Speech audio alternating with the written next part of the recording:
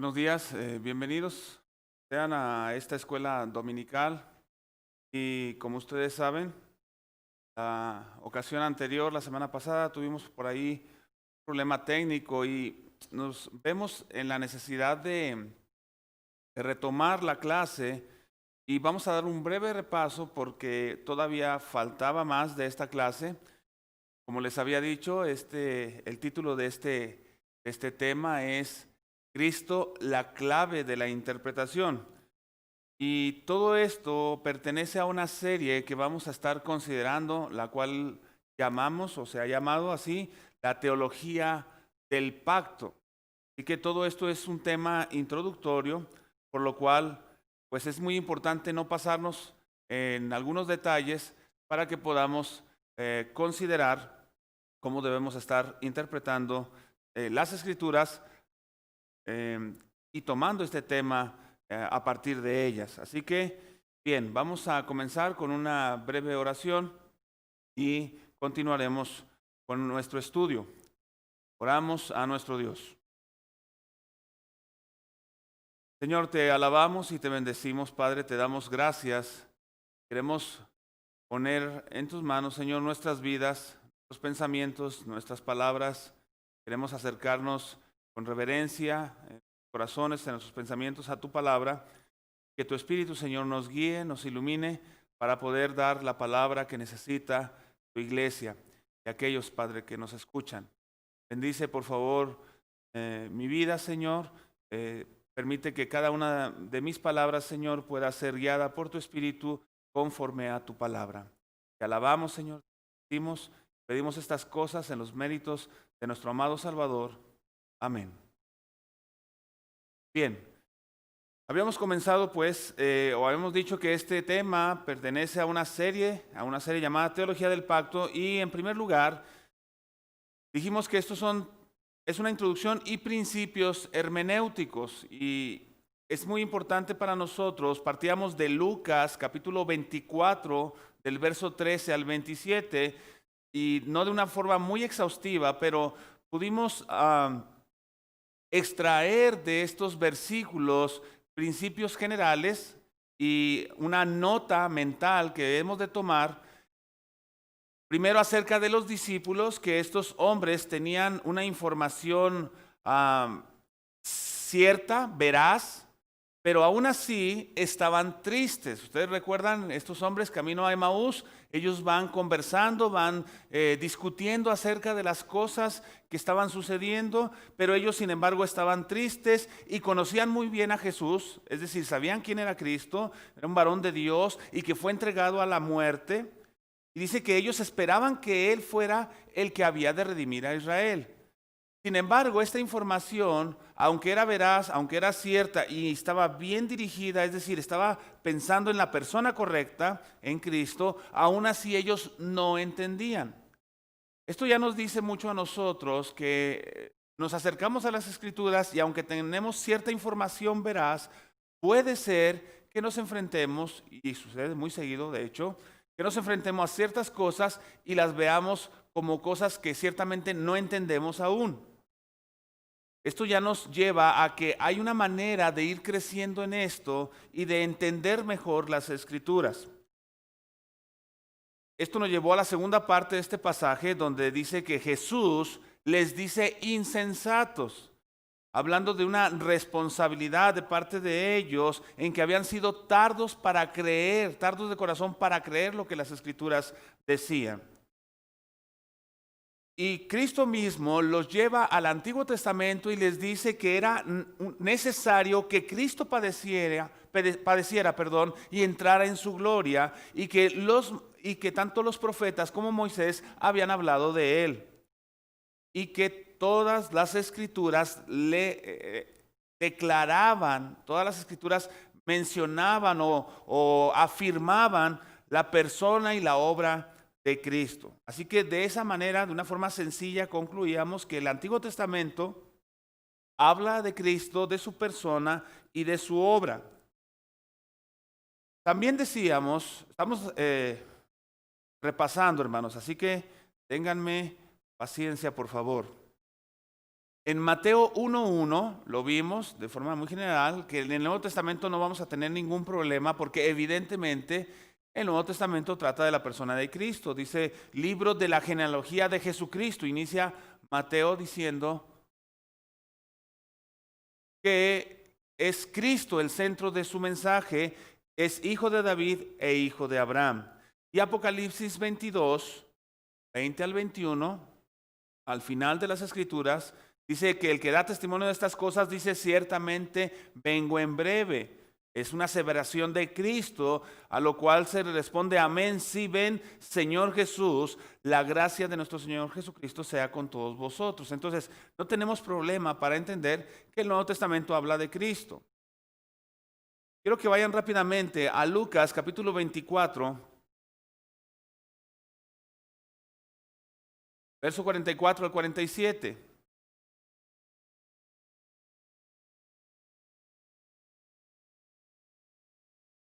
Dice, y les dijo, estas son las palabras que os hablé estando aún con vosotros, que era necesario que se cumpliese todo lo que está escrito de mí en la ley de Moisés, en los profetas y en los salmos. Cuando Cristo dice estas palabras, dice, entonces les abrió el entendimiento. Entonces, hermanos, cuando nosotros leemos el Antiguo Testamento, una forma de abrir nuestro entendimiento acerca de lo que enseña el Antiguo Testamento es entender que todo lo que ha escrito Moisés, todo lo que escribieron los profetas y los salmos, tienen como tema central a Cristo Jesús. ¿Sí me doy a entender? ¿Me estoy explicando? Cuando nosotros nos acercamos al Antiguo Testamento y vemos lo que escribió Moisés, lo que escribieron los profetas y lo que escriben los salmos, todos ellos, su tema central es Cristo Jesús. Ojo, no estamos diciendo, porque se nos acusa de decir esto, lo cual es falso. No estamos diciendo que cada versículo del Antiguo Testamento tiene una referencia directa hacia nuestro Señor Jesucristo. No estamos diciendo eso es muy importante. Dice el versículo 45, entonces les abrió el entendimiento para que comprendiesen las Escrituras y les dijo, así está escrito y así fue necesario que el Cristo padeciese y resucitase de los muertos al tercer día y que se predicase en su nombre el arrepentimiento y el perdón de pecados en todas las naciones, comenzando desde Jerusalén. Así que todo lo que prometió el Antiguo Testamento, todas las promesas de Dios reveladas en el Antiguo Testamento tienen el propósito de apuntarnos, de dirigirnos hacia una persona, hacia sus obras, es decir, a Cristo Jesús. Vean conmigo, 2 Corintios, capítulo número 1, verso 20. Porque todas las promesas de Dios son en Él sí y en Él amén por medio de nosotros para la gloria de Dios. Y que decíamos en nuestra clase anterior que teníamos 3 objetivos importantes en esta clase. Es por eso que estamos repasando, porque no deberíamos de perdernos nada de ello. Uno de ellos es entender qué es la hermenéutica, otro es los principios de interpretación, bueno, dentro de ese es los principios de interpretación que rigen las Escrituras. Cuando interpretamos las Escrituras, considerar aspectos fundamentales, número 2, considerar aspectos fundamentales en la interpretación del Antiguo y Nuevo Testamento. Y número 3, apreciar que Cristo en su persona y obra es quien unifica el mensaje de la Biblia. Y es la clave de la interpretación, o es la clave para interpretarla. Frederick Bruce nos decía una definición breve de qué es hermenéutica. Es el estudio y la elaboración de los principios sobre la base de los cuales se debe entender un texto bíblico. Así que de una forma sencilla, cuando vamos a hablar de estos principios, quiere decir, y quiero que se imagine como una caja de herramientas, y cuando usted va a hacer esa interpretación, toma esta caja de herramientas, tiene estas herramientas y empieza a usarlas para poder entender las Escrituras. Y decíamos que esto era importante porque siempre nos vamos a hacer preguntas difíciles, sobre todo del Antiguo Testamento. Ustedes recuerdan, sobre todo los que estaban cuando se cortó la transmisión en la semana pasada, Recuerdan que hablamos, por ejemplo, de un pasaje muy complicado, voy a llamarlo así, de un relato que es hasta difícil leerlo. ¿Recuerdan a Jueces, capítulo 19, el levita y su concubina? Una historia atroz. Y lo complicado para esto es que cómo nosotros como creyentes podemos extraer algún provecho de esta lectura y cómo debemos interpretarla cristocéntricamente. Así que seguramente nos vamos a hacer siempre preguntas difíciles y debemos ser muy cuidadosos en cómo interpretamos las Escrituras. También les compartía a los pequeños del colegio, les decía que muchas veces los predicadores podemos cometer un error y tomar un texto de la Escritura aislado y darle la interpretación que nosotros queremos y así enseñar al pueblo. A ellos les ponía el ejemplo del sacrificio de Isaac. Yo les pregunto, por ejemplo, a los que están aquí, porque obviamente los que están en la red no me van a poder responder de forma inmediata, pero ¿será acaso que porque Dios le pidió eso a Abraham de que sacrificara a su hijo, eso es una petición, es una manera de probar Dios a todos los creyentes? ¿Que nosotros ofrezcamos a nuestros hijos en sacrificio? Evidentemente no. Pero si una persona, algún pastor, o mejor dicho, algún loco, toma este texto de la Escritura y trata de enseñar así a los hombres, debemos nosotros ser cuidadosos y no tomar en serio a estas personas. Así que nos hacíamos preguntas como, ¿cuál es la correcta interpretación de un pasaje bíblico? ¿Cómo se relaciona un pasaje en particular con el resto de la Escritura? ¿Cómo reconocer el hilo conductor que une los distintos pasajes bíblicos? ¿O cómo interpretar un pasaje según sus propias características? Así que todavía estamos en esta etapa de repaso y quiero que no se me pierdan. Vamos a ver principios hermenéuticos. Así que comenzamos rápidamente. Los voy a explicar de una manera breve porque ya los dimos en la clase anterior y aunque no concluimos, ahora es necesario retomarlos para poder tener un vistazo general. Principio hermenéutico en el estudio de los pactos. Vamos a estudiar teología del pacto, vamos a estudiar los pactos. ¿Qué es lo primero que tenemos que considerar? Bueno, número 1, la Escritura es inspirada e inerrante. Inspirada e inerrante. ¿Qué es lo que no queremos decir?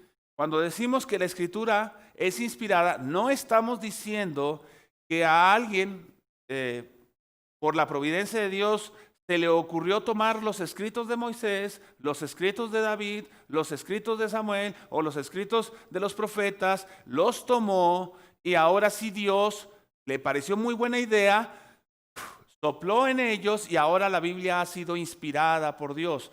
No es eso lo que queremos decir.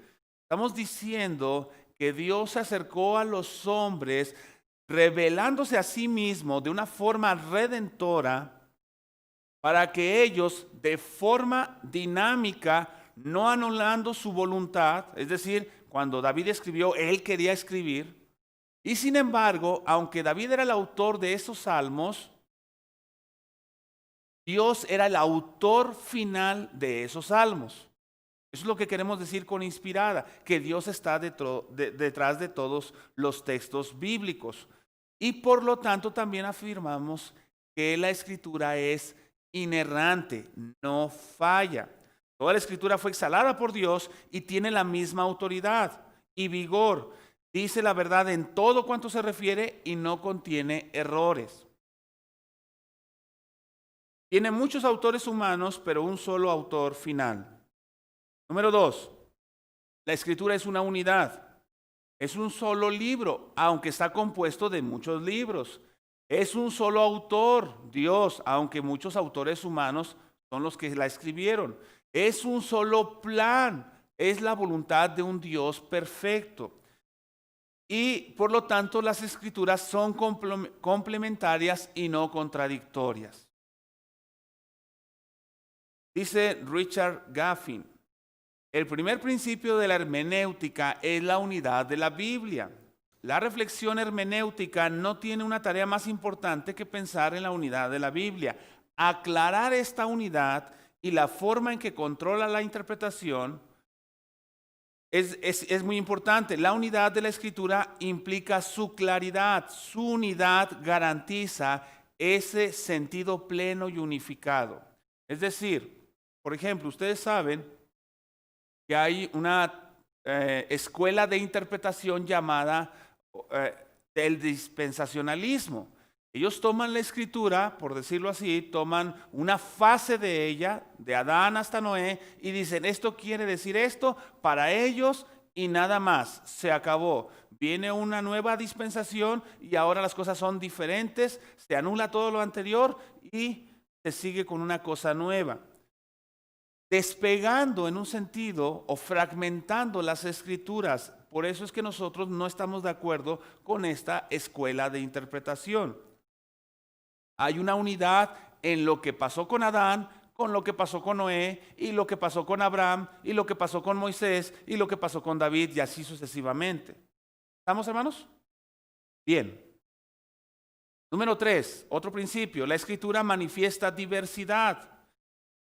En la Escritura hay diversos autores humanos, así que no estamos diciendo que Moisés estaba así como que escribiendo de forma mecánica y todo lo que escribió Moisés de alguna manera lo iba a replicar David también de forma mecánica. No, hay diversidad. David era un hombre muy elocuente, un hombre muy, permítame decirlo, por ejemplo, era un hombre que componía música, era un hombre muy bien capacitado para muchas cosas, tenía inteligencia militar, tenía liderazgo, y Moisés también tenía estas cosas, pero de otra manera. Inclusive él requería la ayuda y el apoyo muy particular de Aarón, su hermano, para que él pudiera ser su vocero. Entonces hay distintos autores humanos, hay diversidad, pero esto no quita la unidad. También los libros son diferentes, no vamos a interpretar de la misma manera Apocalipsis que ahí interpretamos Proverbios, o los Salmos, o los profetas, o Mateo. Hay formas y estilos literarios, hay formas también de revelación. Por ejemplo, ustedes saben que Dios habló a Moisés a través de la zarza, ¿sí? Una visión extraordinaria, una zarza ardiente, una zarza ardiendo, mejor dicho, y dentro de esta zarza, o mejor dicho, en medio de la zarza se oía una voz y Dios le habló así a Moisés, y eso no lo repitió con otros. Por ejemplo, a Daniel le habló en visiones, o a José en sueños, a Jacob en sueños, etc. Entonces hay diferentes formas de revelación. Contextos históricos diferentes y culturales, y pactos y administración. Número 4. ¿Alguien recuerda dónde nos quedamos la semana pasada? Creo que fue en el 5. ¿Estamos bien o no? Sí, ¿verdad? Ok, bueno, entonces todavía el 4 repasamos brevemente la relación entre las partes y el todo. Unidad y diversidad en la Escritura. ¿Qué relación tienen? Bueno, ¿cómo podemos decir esto de una forma sencilla? Lo revelado considera limitada la comprensión de sus destinatarios. ¿Qué quiere decir? Por ejemplo, cuando Dios le revela a Abraham que Cristo vendría, una pregunta, ¿Abraham lo entendió como nosotros lo entendemos ahora? ¿No? ¿O como lo entendió Pedro? ¿No?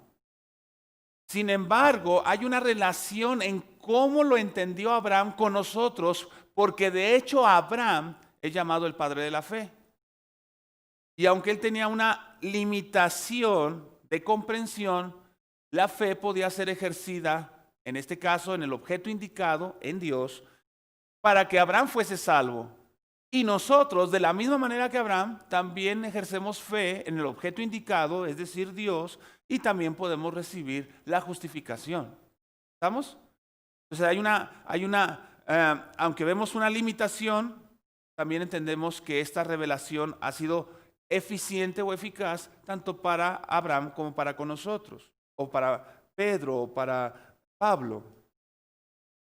La nueva revelación, porque nosotros cuando abrimos las Escrituras entendemos que la revelación de Pablo, de Pedro, que Dios le dio a estos hombres, se basaba en lo anterior. Y lo que estaba implícito en lo antiguo se vuelve explícito en lo nuevo. Alguien pone un ejemplo muy interesante y creo que es verídico.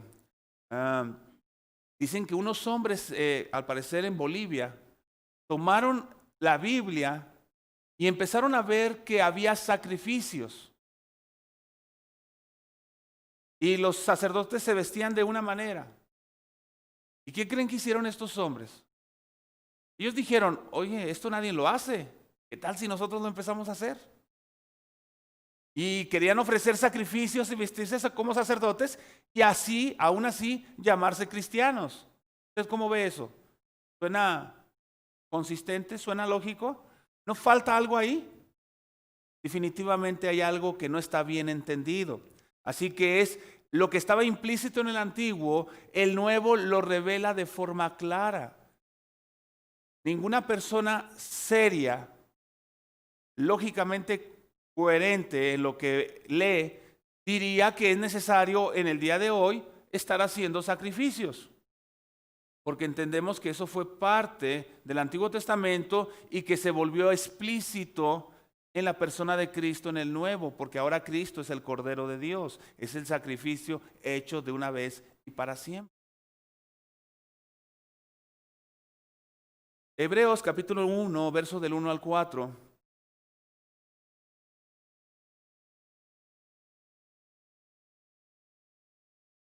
Hebreos capítulo 1, verso del 1 al 4. Dios, habiendo hablado muchas veces y de muchas maneras, ¿pueden notar las partes? Muchas veces se fue construyendo el canon de la Escritura. Primero se le habló a Moisés y luego se le habló, no me refiero en tiempos de tiempo exactamente cuando sucedió, sino me refiero en el tiempo de la Escritura. Habló antes a Abraham. Pero lo que quiero decir es que se le habló a Moisés, tuvo esa revelación y esa revelación redentiva quedó escrita. Y de muchas maneras a Moisés y luego de una manera diferente a Josué y de una manera diferente a Samuel, etcétera, etcétera. Dice, en otro tiempo a los padres por los profetas, en estos postreros días nos ha hablado por el Hijo. Entonces tú alcanzas a ver, tú alcanzas a apreciar que hay una revelación progresiva, va hacia adelante. Y que la revelación definitiva es Cristo, a quien constituyó heredero de todo y por a quien asimismo hizo el universo, el cual siendo el resplandor de su gloria y la imagen misma de su sustancia, y quien sustenta todas las cosas con la palabra de su poder, habiendo efectuado la purificación de nuestros pecados por medio de sí mismo. Nos está dando un conocimiento ya explícito de lo que había pasado en el Antiguo Testamento. Se sentó a la diestra de la majestad de las alturas, hecho tanto superior a los ángeles, cuanto heredó más excelente nombre que ellos. Ok, nos quedamos en el número 5. Continuamos entonces. Fue un repaso bastante largo, pero era para darle contexto a todo lo que hemos visto. La exégesis es la labor de determinar el significado único de un texto en particular. Es decir, ya es el ejercicio de la interpretación. Tomamos los principios de la hermenéutica y ahora sí vamos a interpretar. Lo que es muy importante es que queremos tomar el significado único y el sentido particular de los textos de acuerdo a sus lenguas originales. No estamos diciendo, y esto es muy importante, no estamos diciendo que no nos sirve nuestra traducción en español, porque no todos podemos o podríamos comprender el hebreo y el griego, que son los idiomas originales. Pero estamos diciendo que ya dentro de una interpretación minuciosa es bueno, debe ser la responsabilidad de todos aquellos quienes interpretamos las Escrituras, conocer más y más los lenguajes originales. ¿Por qué? Porque eso nos daría un sentido literal, histórico y gramatical de lo que realmente se quiso decir. Porque es malo que nosotros tomemos un texto de la Escritura y lo adecuemos a nuestra circunstancia meramente y le pongamos el significado que nosotros queremos cuando el autor original ni siquiera quiso decir eso.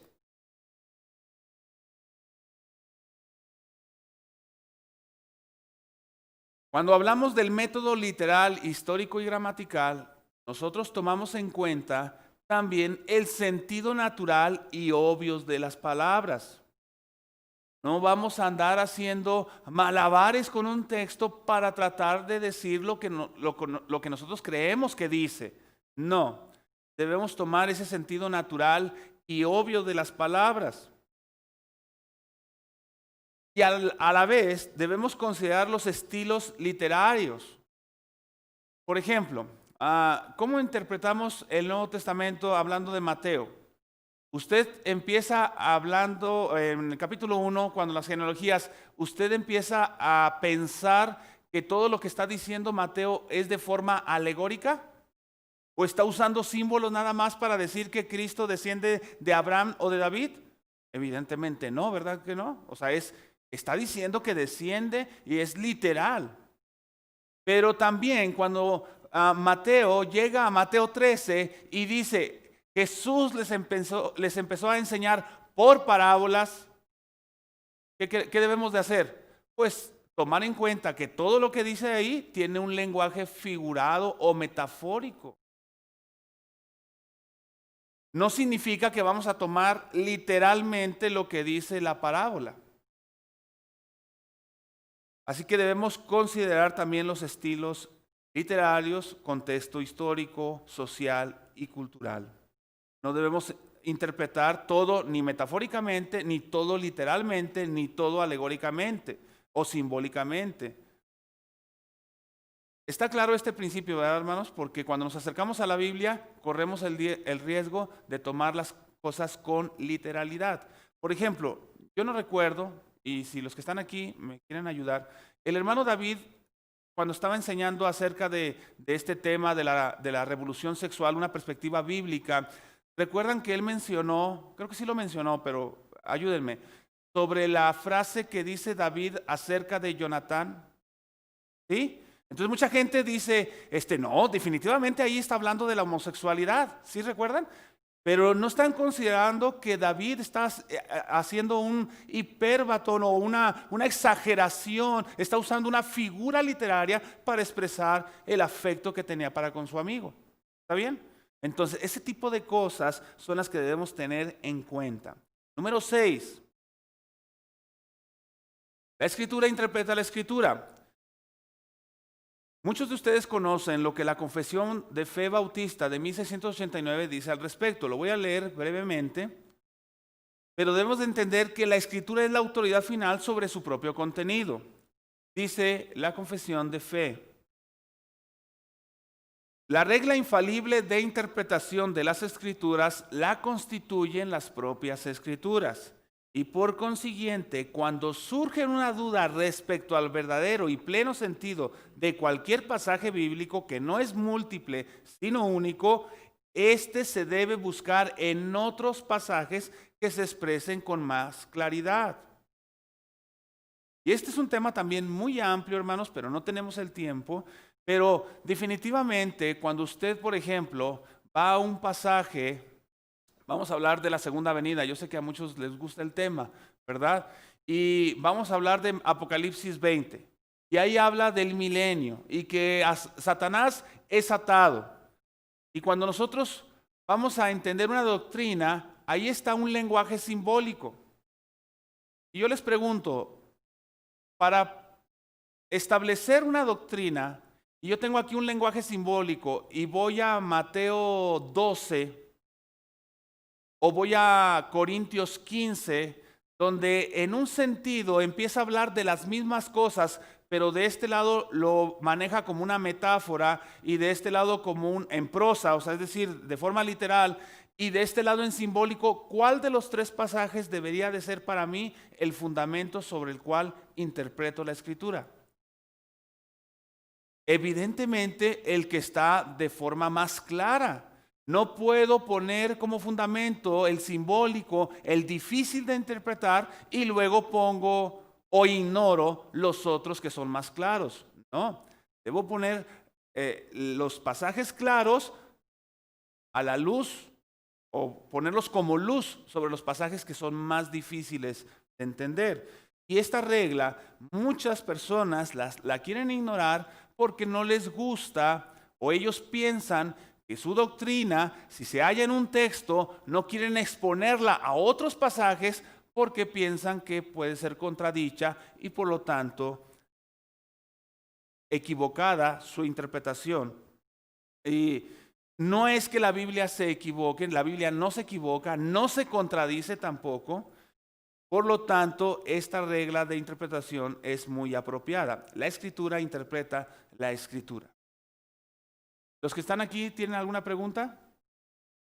Bueno, ahorita digo, porque sé que hay un lapso de diferencia en la transmisión, si alguien tiene una pregunta hasta aquí de lo que hemos dicho, si la puede hacer, estaría excelente. Bien. Número 7, la Escritura es clara. Dice la confesión de fe, no todas las cosas contenidas en las Escrituras son igualmente claras en sí mismas, ni son igualmente claras para todos. Sin embargo, las cosas que son necesarias saber, creer y guardar para salvación, se proponen y exponen tan claramente en uno u otro lugar de las Escrituras que no solo los eruditos, sino los que no lo son, pueden adquirir un entendimiento suficiente de tales cosas para el uso adecuado de los medios ordinarios. ¿Qué estamos diciendo con esto? Bien, si yo le pregunto a usted, ¿qué significa las diademas, los cuernos y todo eso del Apocalipsis?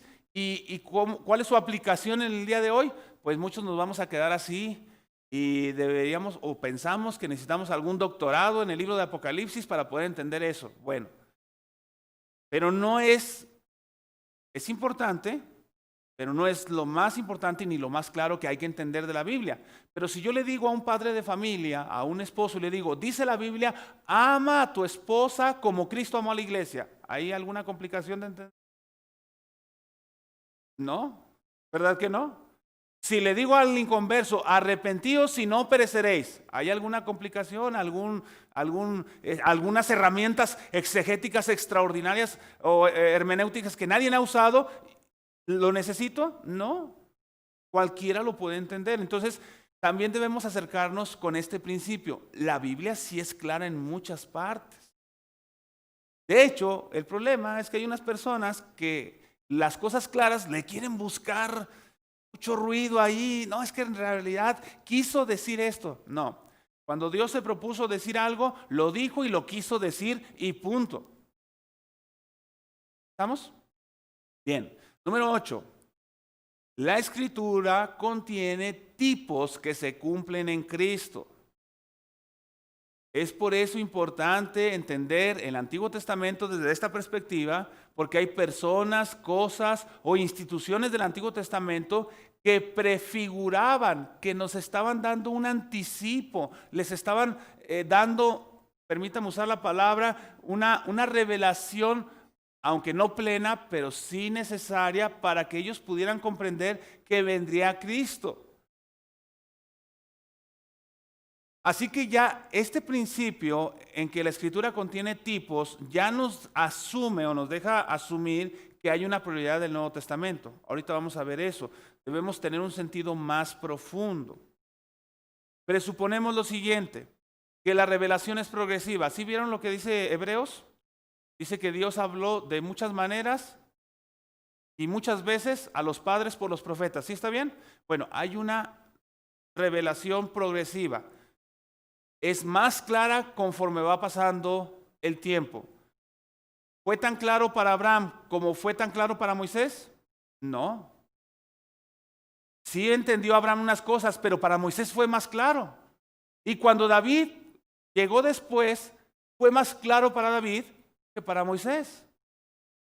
Y cuando viene Pedro y Pablo, fue más claro para ellos que fue para David. ¿Sí estamos entendiendo? Entonces significa que hay una progresión. ¿Por qué? Porque hay un cumplimiento y aunque había una aplicación inmediata de entendimiento, también lo era para el futuro. Finalmente. Y no entender esto, pues hermanos, definitivamente nos va a llevar a tener un entendimiento equivocado e incorrecto y una interpretación incorrecta. Un tipo, bien, por ejemplo, cuando hablamos de que Moisés es un tipo de Cristo, estamos hablando de que cumple una función similar, arrojando luz sobre una función que va a tener, en este caso, Cristo. Era un tipo de Cristo siendo un libertador de Israel, y Cristo es ya deja de ser la sombra, es la sustancia de que Él es el verdadero o libertador superior a Moisés. Ese es un tipo, por ejemplo, también los sacrificios es un tipo de Cristo. ¿Por qué? Porque era un cordero sin mancha, y no significa que Cristo era un cordero en el sentido literal, sino que estaba ejemplificando a ese mismo tipo. Hay una relación también, y permítame tratar de usar la memoria en lo que son los antitipos.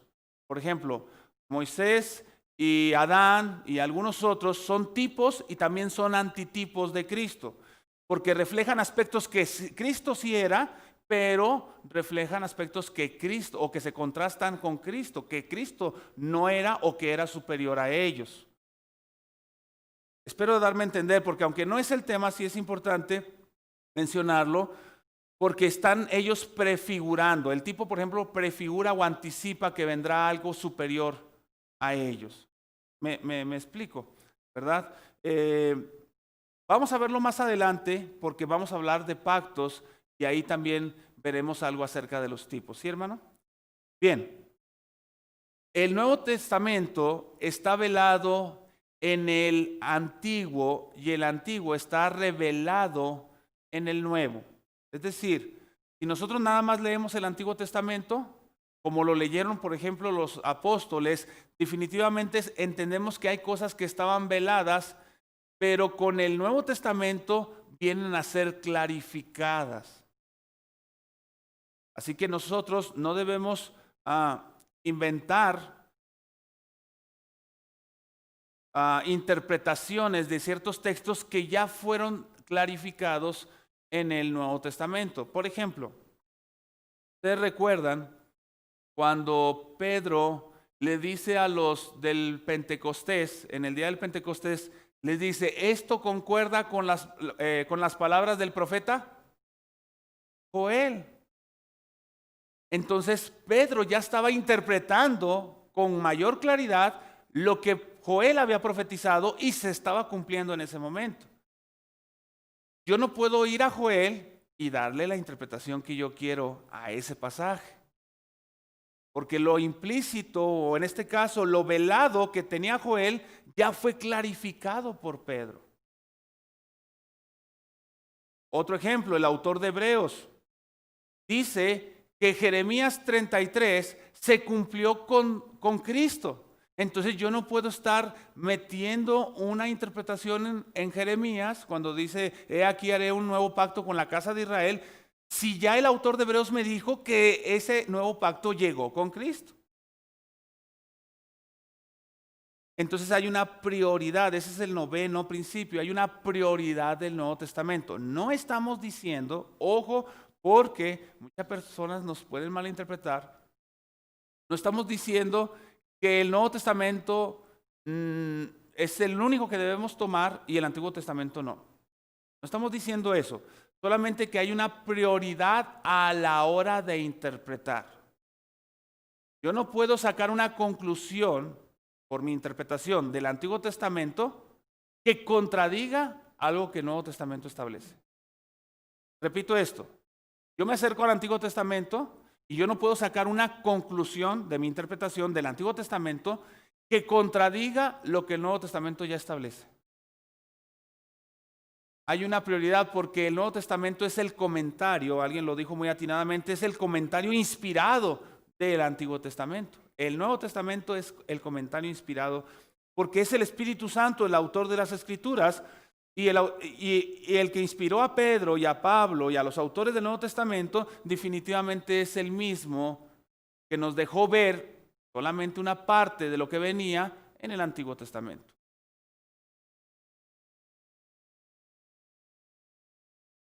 El Nuevo Testamento es la revelación más clara y final, interpreta los tipos y las sombras del Antiguo Testamento. Por ejemplo, aquí está el aspecto de Melquisedec, hermano. ¿Recuerda del el rey, el sacerdote? Que Cristo es,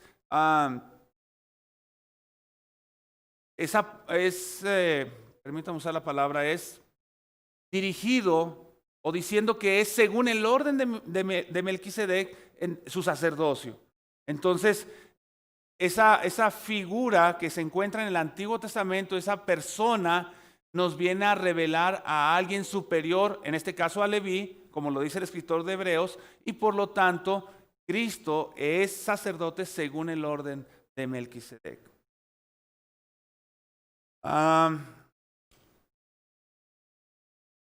Debemos decir que, reiteramos, que el Antiguo Testamento es complementario al Nuevo e interdependientes. Debemos observar con cuidado lo que dice el Antiguo Testamento y no hacer una interpretación diferente a lo que el Nuevo Testamento ha revelado. Bien, vean conmigo Hechos capítulo 3. Vamos a Hechos. Hechos capítulo 3.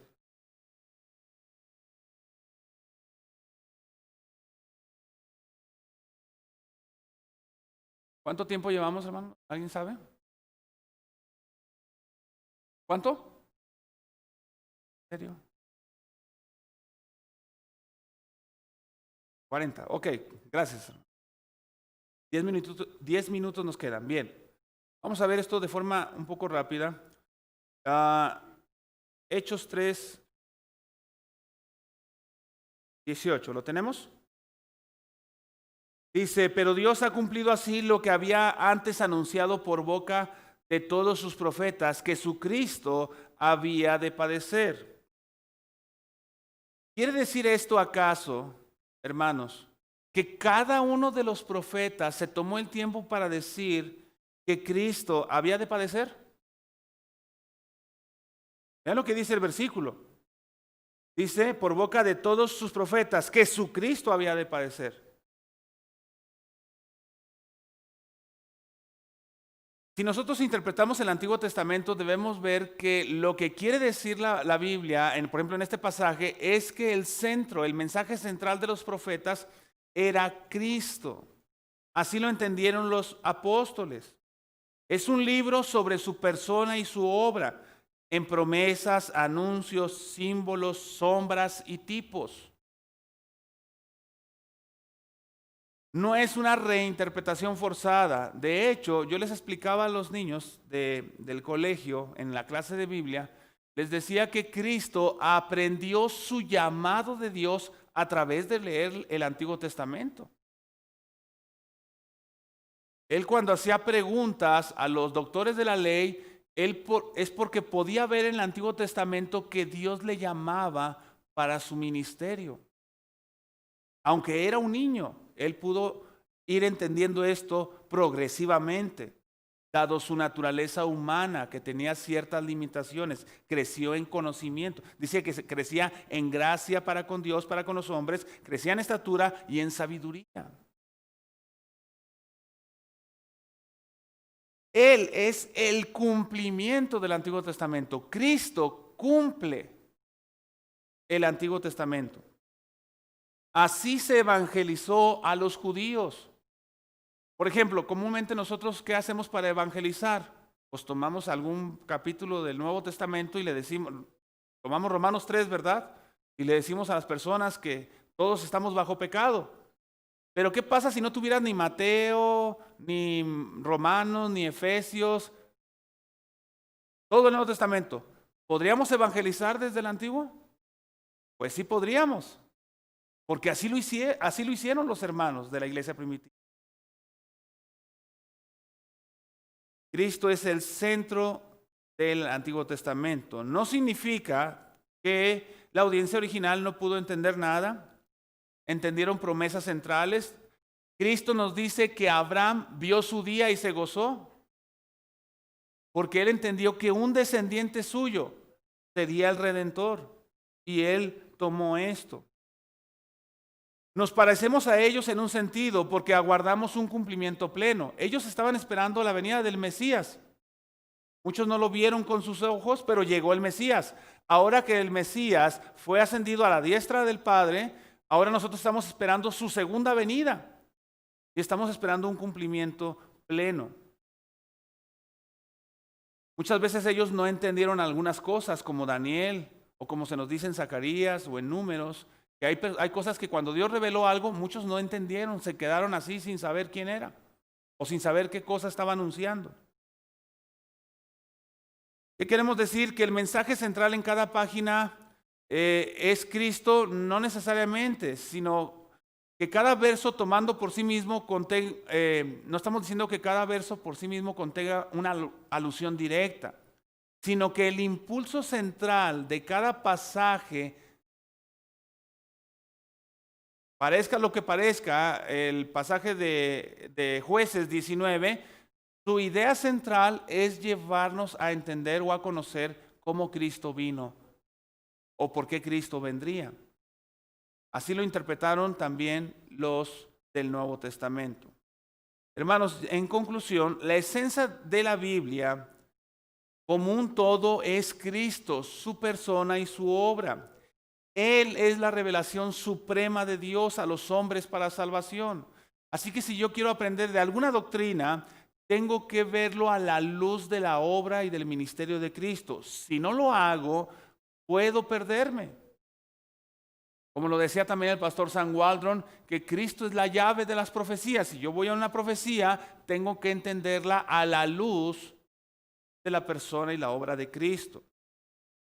Así que, ¿por qué es importante, hermanos, toda esta hermenéutica en el estudio de los pactos? ¿Por qué es importante todos estos principios? Porque la Biblia es una sola historia. De principio a fin, tiene un solo propósito, una continuación. Es decir, la historia no acabó con Noé, no acabó con Abraham, no acabó con David, no acabó en el exilio o en el regreso. No. La historia continúa, es un flujo hacia adelante, desde Génesis hasta Apocalipsis, y Apocalipsis nos da una visión de lo que viene. Siendo Cristo el eje de su historia y mensaje. Así que los pactos son como esas columnas, fundamentos, una idea que une y da forma coherente a esa historia. Vamos a estudiar los pactos de las Escrituras y necesitamos tener estos principios de interpretación. Los pactos son los hitos que unen y dan forma coherente a la historia única de la redención. Bien, nos faltó por ahí lo que es interpretando el Nuevo Testamento. Quizás lo vamos a ver un poco más cuando veamos el pacto, el nuevo pacto, pero creo que por hoy ha sido todo. Cristo es la clave de la interpretación. Nos vimos obligados a repasar un poco y ya a concluir prácticamente esta es la primera clase. ¿Tienen preguntas aquí? O si hay en red, tenemos un espacio.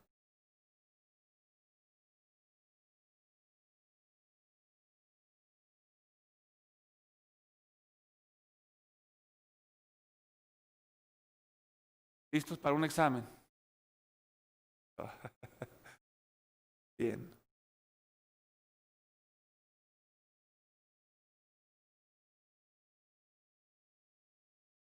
No aparece nada ahí, ¿verdad? ¿Estamos en el grupo? Tampoco, ¿verdad? Bien.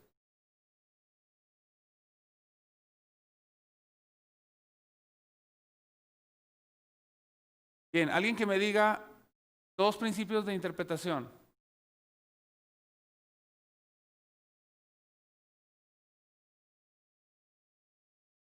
Sí, no, dos principios de hermenéutica, de interpretación, que mencioné.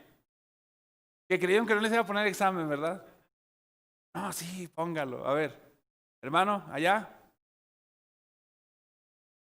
Mencioné 9. ¿Sí? ¿Perdón? La inspiración y la inerrancia de las escrituras. Ese es uno. ¿Alguien sabe qué significa? La escritura es la unidad. No esté viendo ahí en las diapositivas, hermano, no haga. Que la escritura está sacando el acordeón, ¿verdad? Ok, ¿alguien más? ¿Otro principio? Bien, el hermano Juan Carlos dice en el grupo, la Biblia interpreta la Biblia. Muy bien. Van 3. Vamos a decir los 9, ¿eh? Otro.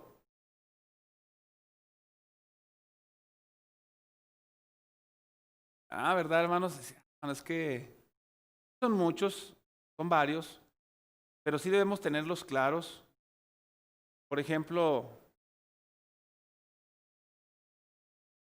otro principio, ¿no? Que la escritura en la escritura hay diversidad, ¿sí?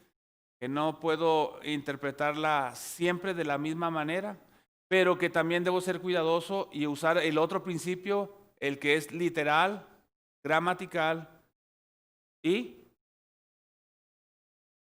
ya se lo olvidó, hermano, sí, e histórico, ¿verdad? Sí, no, es que yo aquí tengo la compu, ¿verdad? Que es inspirada e inerrante. ¿Sí quedó claro la diferencia entre inspirada e inerrante? ¿Sí? Bien. Ok, hermanos, entonces las escrituras son claras. Muy bien, la hermana Perla también, ahí puso en el grupo. ¿Qué más? ¿Alguien más? Que hay unidad, diversidad, que hay una prioridad del Nuevo Testamento sobre el Antiguo, también que hay una progresión en la revelación. ¿Qué más? Ya dijo el hermano Juan Carlos que la escritura interpreta la escritura, que las escrituras son claras. Que la escritura contiene tipos que se cumplen en Cristo. ¿Estamos? Bien, hermanos. Pues hemos concluido, yo creo, ya esta clase. Continuamos. Les esperamos en un momento más a las 12:15 en la alabanza y en la predicación. Que el Señor les bendiga.